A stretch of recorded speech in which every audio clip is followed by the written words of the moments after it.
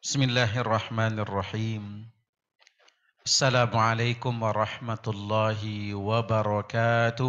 Dengan izin Allah Subhanahu wa taala, meski dalam kondisi pandemi masih berlanjut, kita masih bisa bertatap muka, bersilaturahmi di antara kita semua.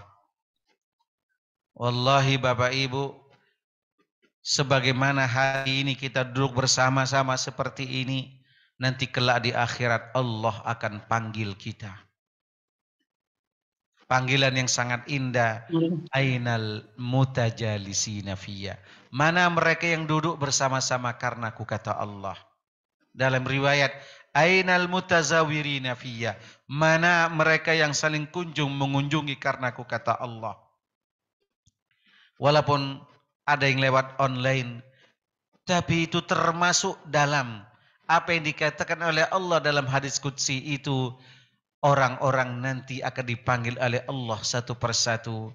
Kenapa Allah panggil kita dengan panggilan itu? Allah akan balas. Al-yawma uzilluhu yawma la zilla illa zillih. Hari itu kata Allah, aku akan berikan naungan, lindungan kepada kalian semua. Ketika semua orang merasakan panasan yang tak tertahan lagi. Panas yang sangat terik Bapak Ibu.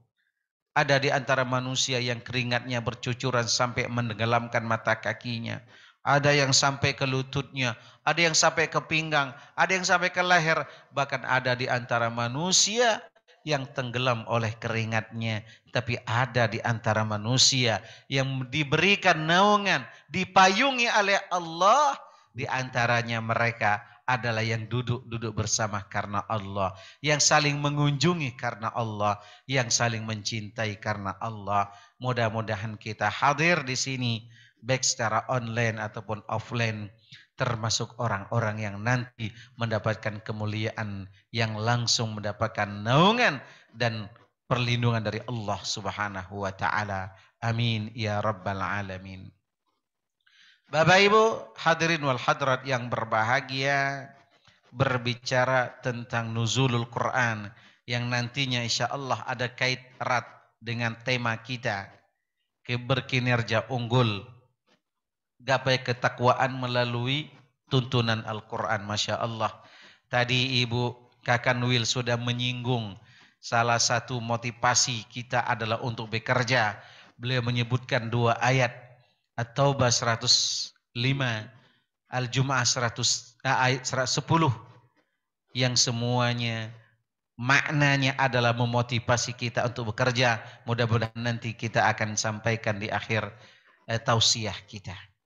Bapak Ibu muliakan Allah Subhanahu wa taala. Tadi Bapak Rizkuna sudah menyinggung tentang proses turunnya Al-Qur'an. Maka Bapak Ibu, di dalam Al-Qur'an itu ada 3 kata yang semuanya bermakna turun. Pertama, Allah menggunakan kata-kata nuzul dari kalimat nazala yanzilu nuzulan. Artinya turun.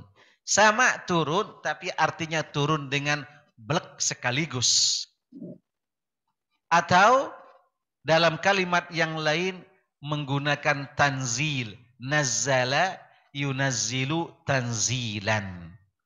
Atau dengan kata-kata yang ketiga, anzala yunzilu inzal. Semua artinya turun, tapi beda penggunaannya. Kalau tadi dikatakan, ada yang mengatakan turunnya di 17 Ramadan, ada yang turunnya di Lailatul Qadar. Jadi Bapak Ibu muliakan Allah Subhanahu wa taala, kita akan perinci ketiganya. Semuanya turun tapi dengan makna yang berbeda, dengan fungsi yang berbeda. Ketika Allah Subhanahu wa taala menyatakan inna anzalnahu fi lailatul qadar, itu menunjukkan bahwasanya Allah Subhanahu wa taala menurunkan Al-Qur'an dari Lauhil Mahfuz ke langit dunia. Turun blek ke situ. Ya. Ketika Allah Subhanahu wa taala mengatakan Misalnya dalam surah As-Sajdah, Alif Lam Mim. Tanzilul kitab la raiba fihi min rabbil alamin. Allah gunakan kata-kata tanzilun. Dalam sekian banyak ayat. Al-Ahqaf misalnya. Allah menggunakan tanzilun. Kenapa? Itu menandakan bahwa itulah Al-Quran yang diturunkan dalam 22 tahun, 2 bulan, 22 hari. Tanzil itu artinya menurunkan Al-Quran secara berangsur-angsur. Adapun anzala, nazala yunzilu turun, yang kita sering sebut dengan nuzulul Quran, itu adalah nuzulnya yang pertama kali ayat yang sampai kepada Rasul sallallahu alaihi wasallam. Jadi ketiga makna itu tidak pernah kontradiktif, tapi turunnya sesuai dengan fungsi masing-masing dari ayat itu. Maka janganlah bingung dengan ketiga kata yang digunakan oleh Allah Subhanahu wa taala di dalam Al-Qur'an yang semuanya memiliki makna turun. Bapak Ibu melihat Allah Subhanahu wa taala. Al-Qur'anul Karim turun itu dengan cara berangsur-angsur. Selama 22 tahun, 2 bulan, 22 hari. Kalau kita maknai ayat itu turun, mulai dari yang pertama sampai yang terakhir, itu Masya Allah Bapak Ibu. Sungguh sangat indah. Maka sore hari ini saya akan sedikit berbicara tentang turunnya ayat mulai 1, 2, 3 sampai yang terakhir. Apa yang dikehendaki oleh Allah dari turunnya ayat itu secara berangsur-angsur. Semua ulama bersepakat bahwasanya ayat yang pertama turun itu adalah surah Al-Alaq sampai 1 sampai 5. Apa inti dari ayat itu? Allah Subhanahu wa taala menginginkan dari umat Islam, dari hamba-hambanya agar cerdas lagi beriman atau beriman lagi cerdas. Subhanallah. Iqra' bismi rabbikal ladzi khalaq. Khalaqal insana min 'alaq.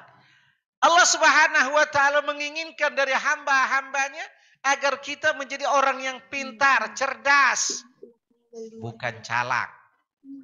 Calak lain ujaran Palembang. Apalagi cerdik. Galak nak ngiyoi bahasa orang Palembang ya tak? Pintar, cerdas, lagi beriman. Kenapa? Karena Allah Subhanahu wa taala mengangkat derajat orang itu karena ilmunya dan karena imannya. Ya fa'illahu alladhina amanu minkum walladhina utul ilma darajat. Makanya Bapak Ibu, kalau kita rudut para ilmuwan yang ada sampai hari ini terkenal dan namanya tertulis itu semuanya adalah dari umat Islam. Dan para penemu-penemu itu adalah semuanya umat Islam. Ada buku judulnya Ilmuwan Muslim dan Intelektual Islam dari abad ke-3 Hijriah sampai abad ke-19. Itu semuanya dari abad pertama Hijriah sampai ke sekarang, dari abad ke-7 sampai sekarang, itu semuanya adalah umat Islam. Dan mereka adalah orang-orang cerdas. Siapa yang menemukan cara membuat pesawat terbang? Adalah orang Islam. Siapa yang menemukan lensa kacamata? Orang Islam. Ibnu Haytham namanya. Yang tadi menemukan cara membuat pesawat siapa? Ibnu Parnas namanya. Orang Islam. Siapa yang menemukan tentang matematika, aljabar? Orang Islam. Bahkan saya sudah datang ke kampungnya di Yaman. dan lain sebagainya. Semuanya itu adalah umat Islam. Bahkan yang menemukan tentang kedokteran, obat dan lain sebagainya itu adalah umat Islam. Cuman kita, Bu, Pak, hari ini tidak tahu dengan nama mereka karena nama mereka sudah diganti dengan istilah-istilah Latin. Ibnu Sina disebut dengan apensin. Ibnu Rushd, seorang ahli fikih, hafal Quran di usia 9 tahun dan penemu penyerbukan atom, namanya di barat dikenal dengan Averroes, padahal namanya adalah Ibnu Rushdi. Subhanallah. Inilah pesan yang tersirat ataupun yang tersurat dari ayat yang pertama turun. Iqra bismi rabbikal ladzi khalaq. Khalaqal insana min 'alaq. Allah Subhanahu wa taala menginginkan dari kita semua agar kita menjadi orang yang cerdas lagi beriman. Bapak Ibu, kalau umat Islam itu cerdas-cerdas, hebat, Islam akan mimpin dunia. Oke, ini yang pertama. Ayat yang kedua turun, itu adalah surah Al-Muzammil. 1 sampai 19 turun. Apa? Setelah itu ketika Allah memerintahkan agar kita menjadi orang yang beriman lagi cerdas, agar kita lebih rajin ibadah. Tujuan dari surah Al-Muzammil 1 sama 19 itu adalah penguatan rohiyah, penguatan mental kita. Makanya kita sholat malam atau sholat tahajud. Nah, Rasulullah SAW ditempa oleh Allah untuk melakukan sholat malam atau qiyamul lail. Makanya sholat malam atau qiyamul lail itu di awal-awal Islam adalah wajib bagi para sahabat dan tetap wajib bagi Nabi Sallallahu Alaihi Wasallam. Salat malam, jalur khusus. Ketika orang semua tidur, ya, kita bangun salat malam. Robos jalur yang ketika itu Allah turun ke langit dunia. Bapak Ibu melihat Allah Subhanahu wa taala. Yang ketiga turun adalah surah apa? Muddatsir. Walaupun ada terjadi perbedaan. Surah Al-Muddatsir. Tujuannya apa surah Al-Muddatsir itu? Agar kita melakukan dakwah. Ya ayuhal muddatsir. Qum fa'anzir. Agar kita bergerak. Maka tadi Masya Allah. Bapak Ibu di sini walaupun sambil kerja ada dakwanya. Apa dakwanya tadi? Giliran membacakan ayat-ayat atau hadis-hadis. Subhanallah. Gitu Pak, kadang-kadang tahu gitu. Tapi kalau orang yang nyampaikan itu lebih enak. Karena kita disuruh untuk belajar mendengar, bukan untuk banyak belajar berbicara. Oh, kadang-kadang kita lah tahu Pak. Tapi kalau kita dengar dari orang lain, subhanallah. Cak baru tahu aku ya dak. Ini tadi gitu. Di hadapan kita ada saudara kita yang membaca. Walaupun cuma membaca, tapi itu Masya Allah jika kita perhatikan masuk. Nah, kita sudah diajari untuk berdakwah. Balighu anni walau ayat. Karena kewajiban dakwah itu bukan cuma kewajiban para ustaz. Ya dah. Bukan cuma kewajiban para kiai. Tapi kewajiban itu ada di pundak kita masing-masing. Beda Pak, terasa Pak. Kalau misalnya begini Pak, Bapak kerja di kantor pajak, tapi Bapak ngaji Qur'annya bagus. Subhanallah. Ada daya tariknya Pak. Bapak pakai jas atau pakai dasi, menyampaikan satu ayat, itu mengena. Subhanallah. Kenapa mereka bisa? Sedangkan kita yang mungkin berhari-hari tinggal di pesantren gitu ya. Itu beda nilainya Pak. Maka itu sangat berasa. Terasa di hati. Maka cocoklah kalau di sini ada namanya klinik kolbu. Nah, ini beliau nih ketuanya ya. Klinik kolbu. Bukan klinik ya, klinik. Kalau klinik lain lagi Pak. Ya, itu Pak Taufik yang tahu tafsiran klinik itu cak mano ya. Nah, Bapak Ibu muliakan Allah Subhanahu wa taala. Ayat yang keempat turun atau surat yang keempat turun walaupun terjadi perbedaan ada namanya surah Al-Qalam. Apa inti dari surah Al-Qalam? Intinya agar kita berakhlak. Maka dalam ayat itu dikatakan oleh Allah wa innaka la'ala khuluqin azim. Kalau kita runut jadi Bapak Ibu, orang Islam itu harus cerdas dan beriman. Tidak cukup dia cerdas dan beriman kalau dia tidak ada amal ibadahnya. Maka dia harus dibaikai dengan surat yang kedua turun tadi, memperbanyak sholat malam. Tidak cukup dia cuma begitu, dia harus ada dakwahnya. Dan dakwah akan lebih bermakna kalau dia punya akhlak. Masya Allah. Itu kalau diurut begitu Pak.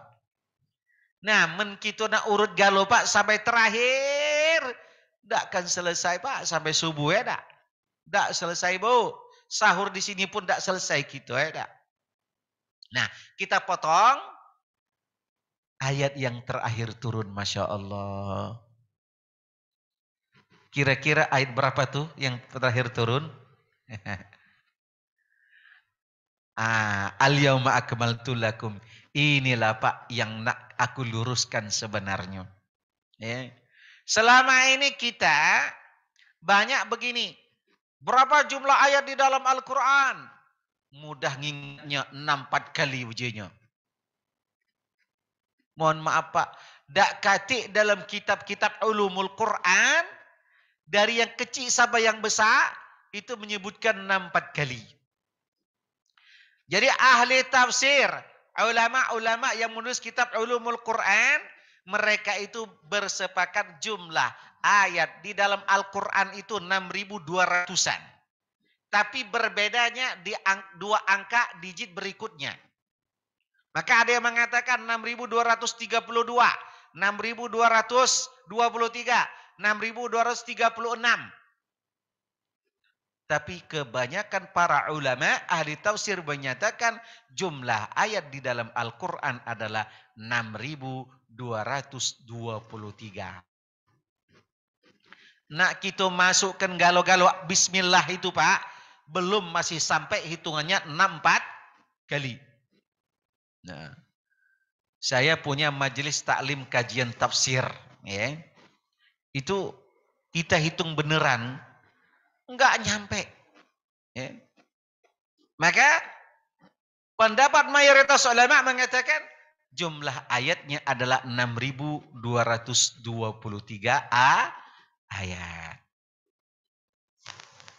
Setelah kita belajar tuh timbul angka itu. Kalau kita cuman dengar saja tanpa kita teliti, oh tadi ayat yang terakhir adalah kata Bapak tadi, Al-yawma akmaltu lakum Al-Maidah ayat 3. Pak, Al-Maidah ayat 3 itu turunnya di mana? Di Haji Wada. Haji Wada itu masih 8 bulan lagi Nabi masih hidup. Ya Pak ya. Ada di channel YouTube saya, benarkah Al-Maidah ayat 3 ayat terakhir turun? Nah, itu lihat. Nanti bisa buka channel UJF Official. Tidak promosi, jadilah. Tahun kemarin sudah monetis. Bapak Ibu muliakan Allah Subhanahu wa taala. Jadi ayat yang terakhir turun itu bukan Al-Maidah ayat 3. Jadi begini, Bu.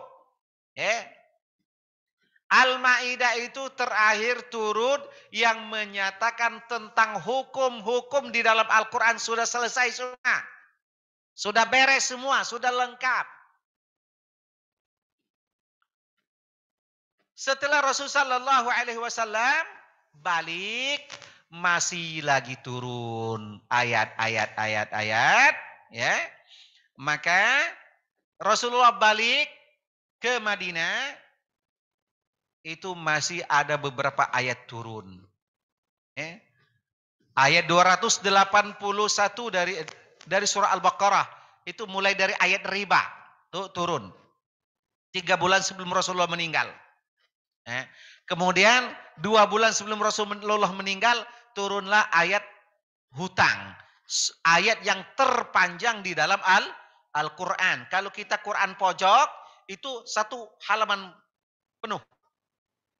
Nah, ayat yang terakhir turun itu adalah 282.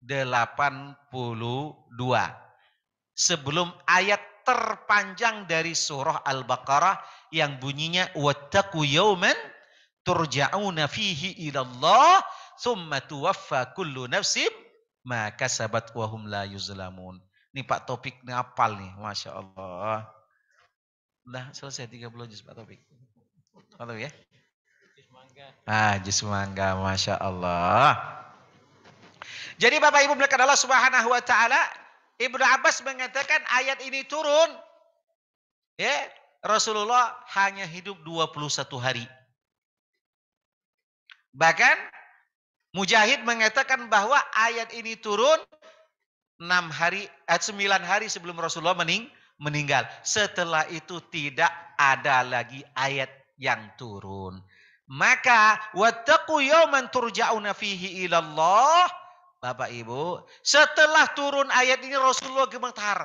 Rasulullah merasa merinding, menggigil. Ngapa uji Allah? Wattaqu yawman turja'una fihi ilallah. Manusia, takutlah kalian. Pada hari nanti semuanya kalian akan dikembalikan kepada Allah Subhanahu wa taala. Dah uji Nabi, tidak lama lagi aku. Tidak lama lagi aku. Mulai Rasulullah agak berat. Thumma tuwaffa kullu nafsin ma kasabat wa hum la yuzlamun. Kemudian setiap jiwa itu diwafatkan oleh Allah Subhanahu wa taala sedangkan tidak ada di antara mereka yang terzalimi. Maka ahli tafsir menyatakan berdasarkan riwayat Ibnu Abbas radhiyallahu anhu dari golongan sahabat, kemudian dari golongan tabi'in, Atha, Ikrimah dan Mujahid mengatakan bahwa ayat inilah ayat terakhir turun karena Rasulullah tidak hidup setelah itu kecuali hanya beberapa hari saja.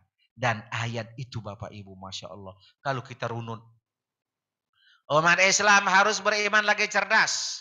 Umat Islam harus banyak melakukan ibadah kepada Allah. Mereka harus melakukan dakwah. Dan dakwah itu biar lebih diterima harus dibingkai dengan akhlak.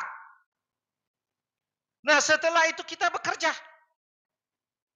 Maka ada ayat berbicara masalah muamalat. Nah, di antaranya bapak-bapak, ibu-ibu hari ini adalah merealisasikan ayat-ayat tentang muamalat. Paling banyak ayat itu berbicara masalah muamalat. Berbicara masalah hukum. Ya.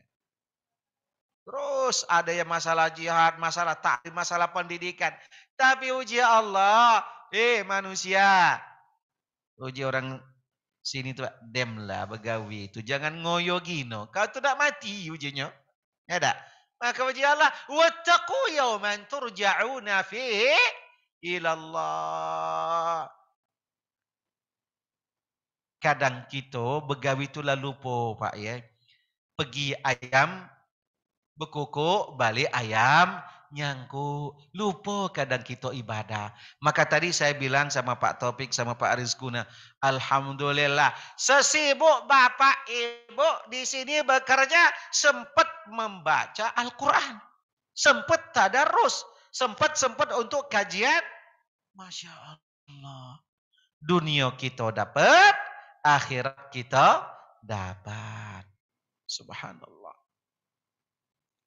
Inilah yang kita lakukan. Uji Allah. Manusia, jangan lupa kau akan mati. Nah, itulah runutannya. Jadi Pak, Bapak Ibu, bukan Al-Ma'idah ayat 3, tapi Al-Baqarah ayat berapa? 282. Setelah ayat berbicara tentang riba, kemudian ayat yang menyatakan semua orang akan wafat, kemudian ayat yang berbicara masalah hutang. Bapak Ibu melakukan Allah Subhanahu wa taala. Itulah urutan-urutan ayat turun selama 22 tahun, 2 bulan 22 hari. Subhanallah. Apa hikmahnya ayat-ayat itu turun secara berangsur-angsur? Yang pertama, memudahkan para sahabat untuk belajar menghafal dan memahaminya. Nah, maka para sahabat itu tidak banyak-banyak. Setiap turun dihafalkan oleh mereka. Biar tidak cepat lupa, Pak. Kalau kita ini banyak-banyak cepat lupa. Ya, dikit-dikit. Maka dari situlah kita pun sebenarnya untuk sedikit-sedikit punya hafalan. Ngapa? Uji Nabi Sallallahu Alaihi Wasallam orang yang tak punya hafalan di dadanya bagaikan rumah kosong. Cak rumah hantu. Rumah yang tak ditunggu selama bertahun-tahun, jangankan bertahun-tahun, baru setahun baik tak ditunggu lah serem, lah angker, Pak. Lah banyak jin besarang. Nah, begitulah orang yang di dalam hatinya tidak ada Al-Quran. Kal baitil kharib, kata Rasulullah, bagaikan rumah kosong, angker. Saya sering, Pak, apalagi dulu masih di mahasiswa, banyak turis itu kan ke Yaman nengok rumah-rumah unik ya. Kan di Arab itu banyak rumah di atas gunung, Pak.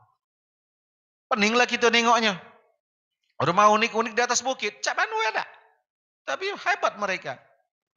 Nah, di situ kita sering ketemu dengan turis ya. Dari jauh kelihatan cantik. Tapi pas didekati agak serem, Pak, rainya, Pak ya. Ndak kati istilahnya rasa kalau kita mandangi orang tersejuk gitu kan. Ngapalah? Ndak kati cahaya wudunya. Yang kedua, ndak kati Qur'annya, makanya serem. Nah, istilahnya itulah, Pak. Maka orang yang tak pernah baca Quran, apalagi tak punya hafalan, agak lain auranya, Pak. Makanya lebih sering kesurupan. Nauzubillah. Itu hikmah yang pertama adalah memudahkan untuk dia hafal, untuk dipahami.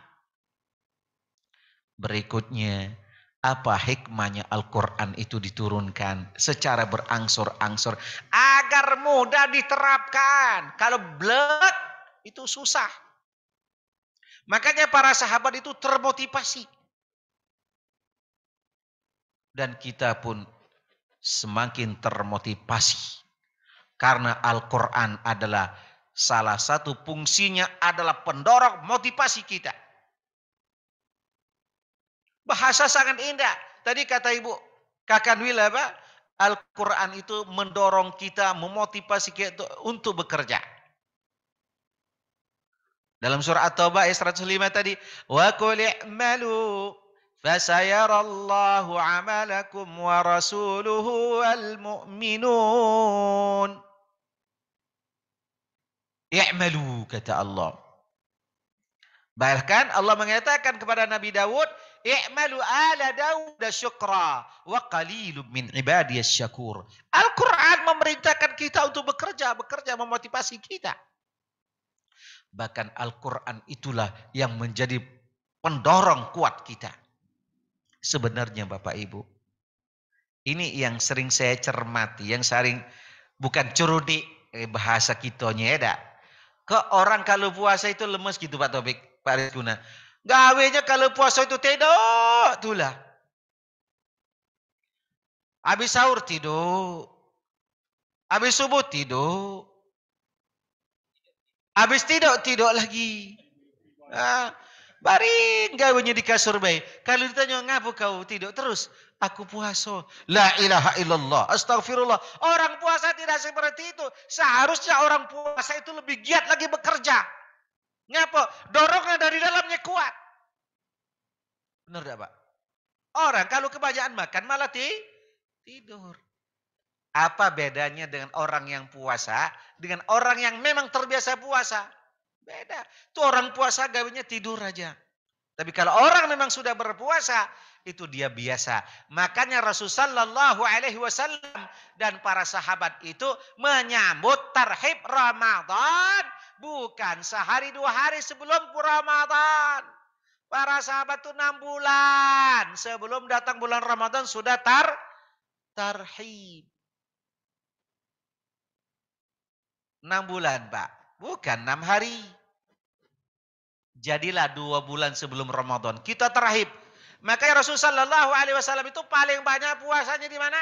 Di bulan Sya'ban. Ya, ngapo agar nanti di bulan Ramadan sudah tidak lagi try and error. Nah, maka orang banyak di hari pertama kedua teler karena baru nyoba. Padahal Rasulullah Shallallahu Alaihi Wasallam sudah melakukan itu di bulan Sya'ban. Bahkan dalam riwayat Rasulullah paling banyak berpuasa selain bulan Ramadan itu adalah di bulan Sya'ban. Agar kita tidak lemas. Inilah Pak, kadang-kadang kita tuh termotivasi yang hadis-hadis doa Pak. Bahkan itu bukan hadis. Apa hadisnya? Tidurnya orang yang berpuasa ibadah. Oh. Kalau hadis itu dipakai Pak, Islam tidak maju-maju. Benar Pak? Dijadikan dalil, lebih baik kita tidur baik. Lemah. Bangun tidur, makan. Buka. Pak, ini bukan hadis, Pak. Bukan hadis. La aslalahu. Tidak ada sanadnya, tidak ada dasarnya sama sekali. Tapi hadis ini banyak disetir oleh sebagian para pendai kita. Ngapa? Menyemangati orang. Lemaklah kau. Walaupun tidak usah ngapu-ngapu, lebih baik kau tidur. Ibadah sudah. Bukan yang kayak gitu, Bu. Pak. Yang dianggap ibadah. Nih. Kalau kita, biar ngaji kita, tidur kita dianggap ibadah. Bismillahirrahmanirrahim. Tabarakalladzi nazzala al-furqana ala 'abdihi liyakuna lil'alamina nadhira. Baca di surah Al-Furqan juz ke-19. Sampailah di wa ibadur rahmanil ladzina yamshuna 'alal ardi hauna fa idza adamul jahiluna qalu salama. Nah, 2 halaman lagi nak selesai dia tertidur, Pak. Yang tertidur itulah Pak dia dianggap ibadah. Tidurnya tadi dianggap ibadah. Dia habis bayang, habis sholat, dengerin tausiah habis asar tadi. Saking ngantuknya begawi. Astagfirullah. Nah, tidurnya itulah yang dianggap ibadah. Bukan sengaja tidur itu dinilai ibadah. Bapak Ibu muliakan Allah Subhanahu wa taala. Al-Qur'an memotivasi kita untuk bekerja. Maka alhamdulillah di sini kita dimotivasi untuk lebih banyak lagi bekerja. Bekerja dengan ikhlas tentunya. Bekerja yang seperti ini adalah ibadah. Pak, yakinlah Pak. Apa yang Bapak Ibu lakukan hari ini adalah nilainya ibadah sisi Allah. Bahkan dalam hadis dikatakan orang yang mengurusi urusan saudaranya.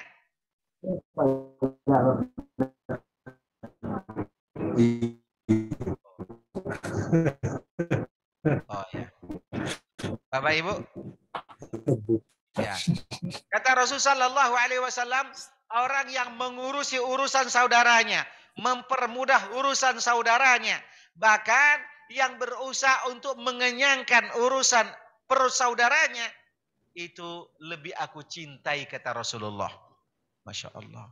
Lebih aku sukai kata Rasulullah.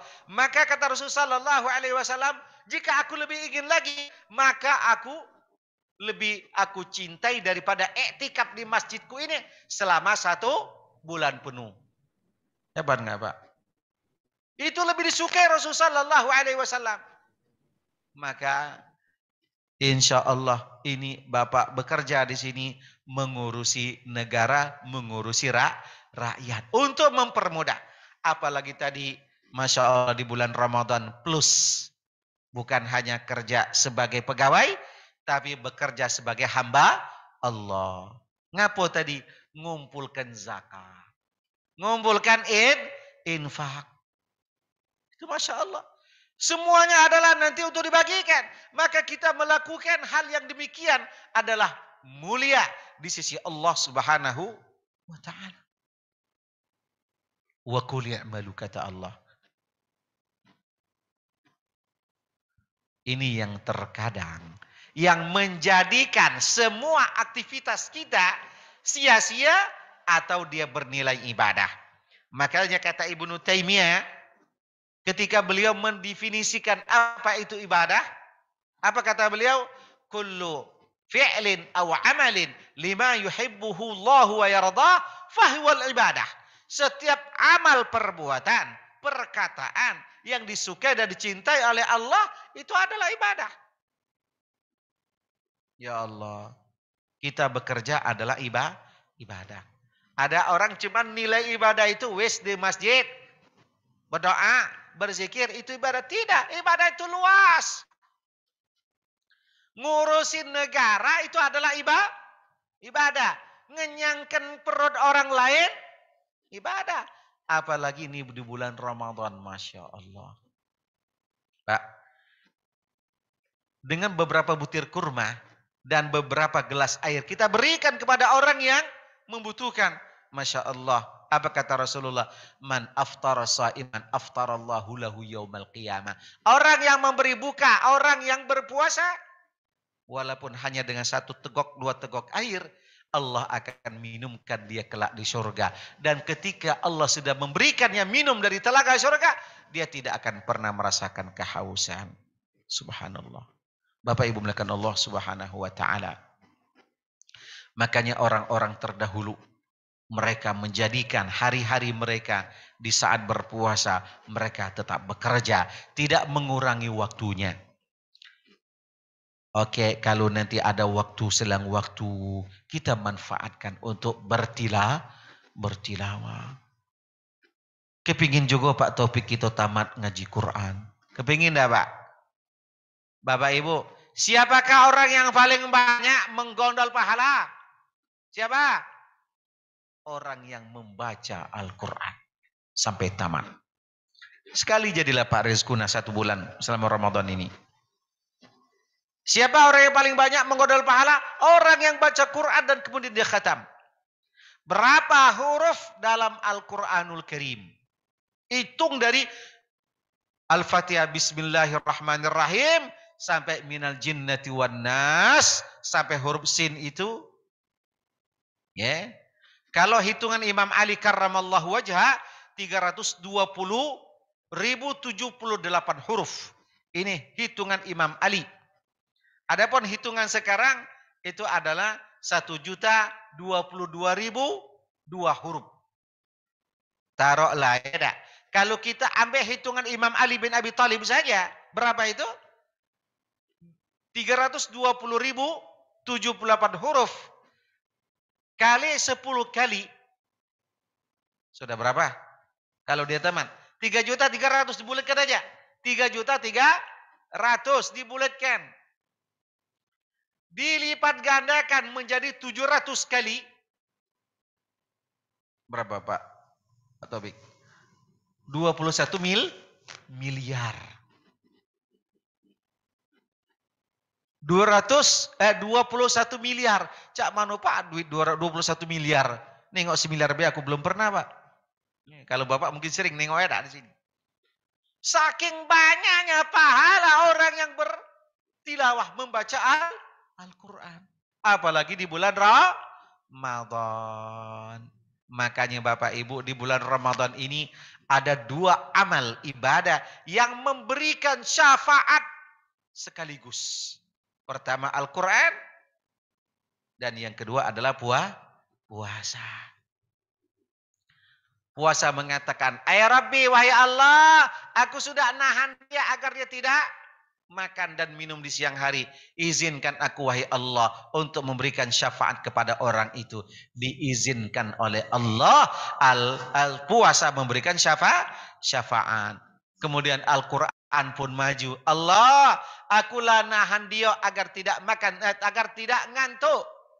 Ya, ku tahan dia siang dan malam tidak ngantuk. Dia terus ngaji Quran. Tidak.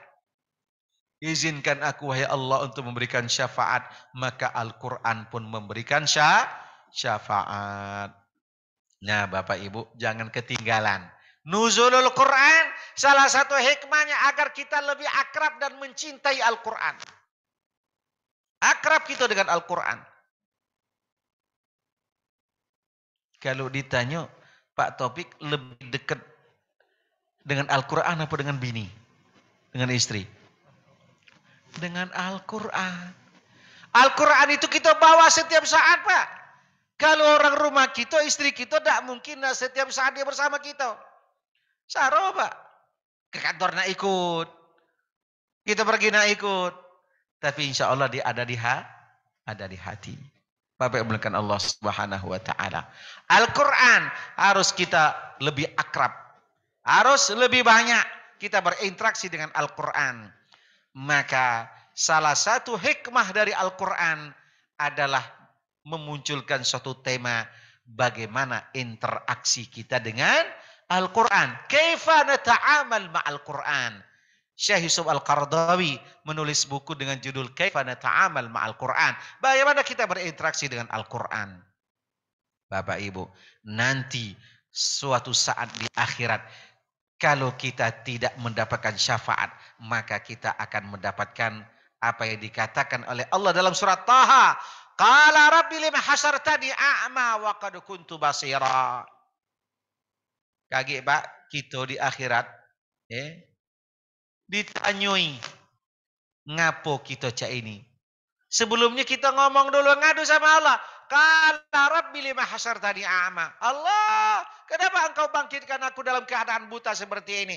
Padahal dulu wahai Allah aku melek. Kurang jelas. Pakai kacamata, Pak. Ya tak? Lah mulai min pakai kacamata. Tapi kita tidak gunakan untuk membaca Al-Qur'an. Apa uji Allah? Kadzalika atatka ayatuna fanasitaha. Begitulah dulu kami kasih, kami datangkan. Bahkan tidak nanggung-nanggung. Kami datangkan ustadz, kami datangkan kiai untuk ngajari kalian. Masya Allah. Tadi kata Ketua Amelia Ramadan Pak Rizkuna, tidak nanggung-nanggung kita datangkan ustadz. Kita panggil ustadz ke sini. Masya Allah. Jika perlu ada dalam satu pekan itu, jadilah Pak Taufik ya. Digilir jamaah ini, didengar oleh ustadz. Nah, di KPP Pratama Kaya Agung itu kalau bulan Ramadan bersama saya dengan tahsin Al-Quran. Belajar makhraj dan sifat huruf. Bagaimana kita bisa membaca Al-Quran seperti yang diturunkan kepada Rasulullah Sallallahu Alaihi Wasallam. Pak Charlie itu semangat belajar ya, subhanallah. Bapak Ibu mulakan Allah Subhanahu Wa Taala, ini adalah momennya. Enggak usah banyak-banyak dalam suatu pekan. Mungkin hari Jumat ke habis asar jam 4 sebelum buka, satu orang didengerin satu ayat, dibenerin bacaannya. Masya Allah. Galak ada Pak, Bu? Galak ada? Nah, ketua klinik kolbu insya Allah nanti akan memprogram. Satu orang disimain. Dibenarkan bacaannya. Mudah-mudahan kita mendapatkan pahala seperti dikatakan oleh Rasulullah sallallahu alaihi wasallam, al-mahiru bil Quran ma'as safaril kiramil barara.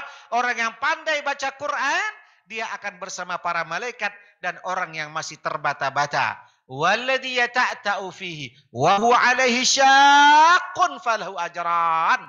Orang yang masih terbata-bata, susah masih untuk ngajinya, masih nabrak kiri, nabrak kanan, nyenggol kiri, nyenggol kanan. Uji Nabi dapat 2 pahala. Pahala ngaji Qur'annya, pahala terbata-bata. Bapak Ibu, kesempatan ada. Enggak usah lama-lama. Tidak nyita waktu kerja tadi kata Pak Rizkuna. Jam 4 mulailah 1 jam. Nambah dikit. 1,5 jam. Jam setengah 6 balik kita berbuka. Masih kita sempat berbuka ya tak? Dunia dapat, akhirat kita genggam. Subhanallah. Ngaji kita bisa, bekerja terus kita lakukan. Itulah yang tadi disupport oleh Ibu Kakanwil. Apa? Beliau mensupport kita agar kita lebih banyak belajar dan belajar Al-Quran. Terutama di bulan Ramadan ini. Masya Allah. Bapak Ibu kan Allah subhanahu wa ta'ala. Mungkin ini dapat kami sampaikan. Karena waktu. Mungkin kita cukup sampai di sini. Kurang dan lebihnya kami mohon maaf. Dan kepada Allah kami mohon ampun. Kepada jamaah semua.